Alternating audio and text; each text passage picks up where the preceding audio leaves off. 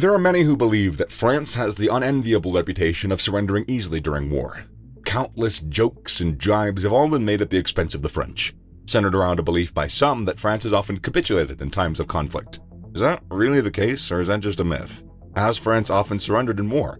Well, the simple answer is no. France actually has a mightily impressive record in terms of conflicts won and lost, going way back to the medieval days. Since the mid-19th century, France has fought in 74 conflicts, winning 62 of them. The British historian has even called France the most successful country in military history, citing French victories going back 2,000 years. Along the way, France has defeated the likes of Britain, Spain, Austria, Germany, and Russia. So what's with all the surrendering nonsense? It all most likely comes down to the infamous French collapse during the early days of World War II, when Nazi troops took control of France in just 6 weeks. On May 10th, 1940, German forces entered France, intent on taking Paris. Then on June 22nd of 1940, France officially surrendered to Germany just 6 weeks after the offensive began. The swiftness of the assault and the subsequent surrender took Britain and the US by surprise, both whom were hoping that the French resistance might last longer. Ideally, the US wanted France to slug it out with German forces, while America would provide armaments and supplies. Britain's Churchill had just orchestrated the miraculous evacuation of troops from Dunkirk, and he was also praying for a longer French resistance so that he could reassess Britain's next move. Many American and British military and political leaders were angered and frustrated at the speed of the French defeat, as it put even more pressure on them to stop the German advance. This ill feeling towards the 1940 surrender seems to have persisted throughout the years, with some people still harboring a grudge towards France's inability to stop the German advance. However, if we look at France's military history, this image seems mighty flawed, and at the very least misinformed. The idea of France being so quick to whip out the white flag is overlooking an impressive record of successful campaigns that span hundreds of years and include some massive victories over some very powerful foes. And we also need to look at the circumstances behind the 1940 surrender, because there were several factors at play here. It wasn't a simple matter of French troops losing their nerve, and it's important that the reasons that led to the eventual surrender are very much understood. But first of all, let's look at France's overall military record. Perhaps the most famous example of French military might is the early 19th century under Napoleon's rule. The Napoleonic Wars were fought between 1803 and 1815, and by 1810, France had conquered most of Europe. Napoleon is renowned for being a military genius, and he introduced several innovations which changed the way wars were fought. This included introducing carefully thought-out strategies, soldier conscription, and improvements in weapon technology. Cannons became lighter, troop numbers were bigger and better drilled, and they moved faster. During this time, France overpowered some serious opposition, including Britain, Spain, Prussia, Russia, and Austria. Submissive military? Hardly. Going further back, we only need to look at the 100 Years' War between England and France during the late Middle Ages. Fought between 1337 and 1453, the roots of this major conflict can be traced back to when William of Normandy overpowered British forces at the Battle of Hastings in 1066. He claimed to be the King of England, which naturally incensed the English and laid the foundations for centuries of fighting.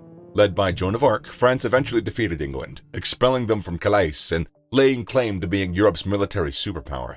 Again, where is the trend of surrendering easily to the enemy here, you know? In 1853, British and French forces came together to defeat Russia in the Crimean War. Fought on the Crimean Peninsula, this conflict was caused by Russia looking to gain territory and influence in the Middle East. Turkey opposed Russia, with France and Britain quickly stepping in to help, believing Russia would control their valuable trading routes.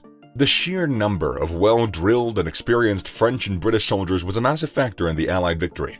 Just as in World War I, France fought in an alliance with others, and the French input was indisputably a telling factor in the Crimean victory. France's contribution in World War I is often gravely underappreciated. Much of the war was fought on the Western Front, of which a large area was in France. During the initial stages of the war, the French military had to combat a massive German army while Britain was still frantically trying to boost the number of its troops in preparation. As a result, France had to weather the storm in the early stages before Britain was then able to send in the masses of troops. At the time, the German population was close to 70 million, whereas France had around 40 million. The grit, the resolve shown by the French military during these crucial early stages of World War I is so often overlooked. So far, no real evidence that points to a tradition of surrendering. Now, let's cast our attention to the events of spring in 1940.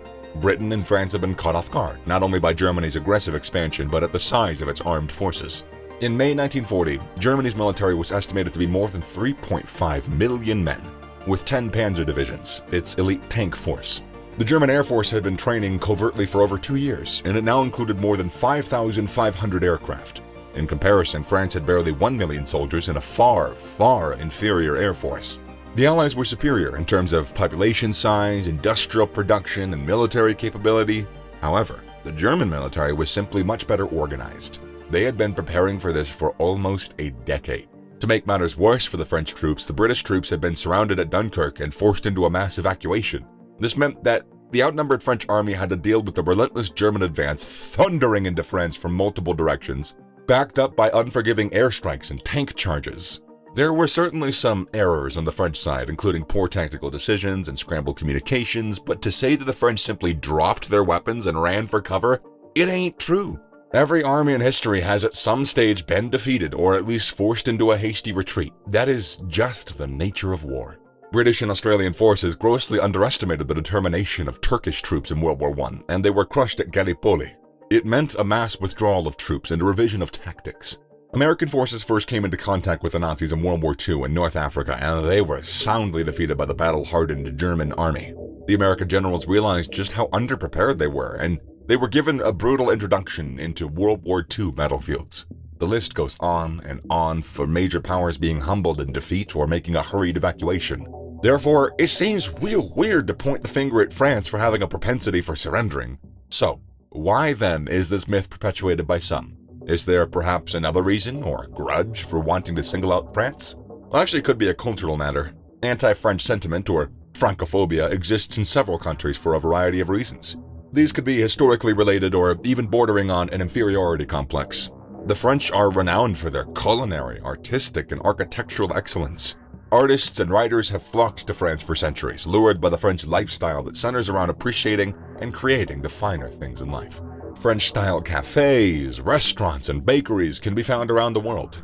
Businesses and shops often opt for a French-sounding name because it brings with it an image of class and sophistication, truly. Because of this, there are some who misunderstand the essence of French culture. Either they resent it, don't fully understand it, or maybe they even envy it. Whatever the reason, it's a fine excuse to dislike the French. And what better way to express that than by clutching on to an old, tired myth based around surrendering in war, which, happened never. They didn't even really surrender. They were forced into submission. It's a difference. If only it were true. If only. And yet, it seems that the anti-French are in the minority. Paris is consistently ranked as the most visited city in the world, as well as the most desirable destination. And as for France's military now? Well, it is, as it always has been, professional and experienced. France's military is currently ranked as the 9th strongest in the world. It has an estimated 200,000 in its armed forces compared to 150,000 in Britain. And in the modern era, the French have regularly deployed forces around the world, usually in peacekeeping capacity or to fight in an alliance. French forces were involved in the Balkans, the Gulf War, African conflicts, and Afghanistan. The French also perform consistently well in sports on the world stage. The Olympics, rugby, soccer, swimming, athletics, and so on. Could it be that maybe we make so much fun of them because maybe, just maybe, we envy France? I don't know. Anyways, that's it for today. Whatever the case, the French aren't too bothered by it. They're too busy enjoying their lives, all the sort. All right, later.